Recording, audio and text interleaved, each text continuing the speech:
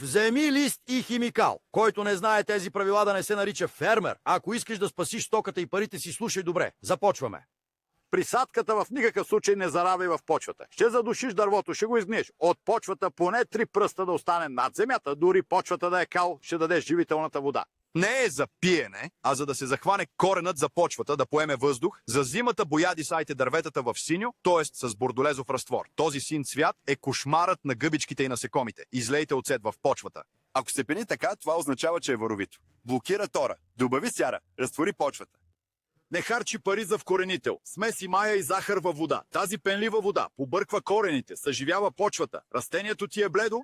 Болно ли е? Разтвори аспирин във водата му. Облегчава стреса на растението, засилва имунитета му. А не хвърляй пепелта от печката в кофата за буклук. Разбъркай я с вода, направи сироп. В нея се съдържа чист калий. Прави плодовете сладки като мед. Томатите ти упорстват, не се ли зачервяват? Не ги насилвай. Между тях сложи една зряла ябълка. Тази ябълка с дъха си ще събуди другите им. Всички кротко ще се зачервят. Яйчената черупка не я изхвърляй като буклук. Щука и пораси в почвата, вароса почвата, отблъсква вредителите. Листата пожълтяха ли? Значи има недостиг. Лекарството ти не е в железарията, а в скрапа. Ръждясалите пирони накисни във вода. Подряза дървото, раната му остана отворена. За да не хване инфекция, не търси паста. Банановата кора е калиева бомба. Зарови я под розите, докато гние, подхранва почвата и прави цветето буйно.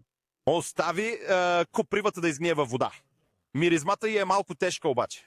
За най-мощен азотен тор, който полето може да получи, засади тагетес. Не е за украса. Насекомите мразят силната му миризма и бягат.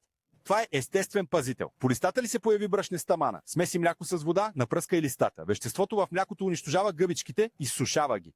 Растението нападнато ли е с от вредители? Разтвори арабски сапун във вода, напръскай. Това ще задуши вредителите. По обяд, в жегата, не поливай. Ако поливаш, ще попариш листата. Изчакай вечерната прохлада или ранната сутрин.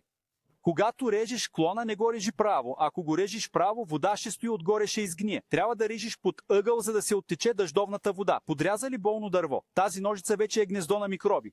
Разпространяваш болестта със собствената си ръка. Безмилостно откъсни листата, които докосват земята. А болестта скача от земята и да не може да се издигне нагоре. Ако ги научиш наизуст, гърбът ти няма да падне на земята. Земеделието е работа на знанието. Благодаря, че сподели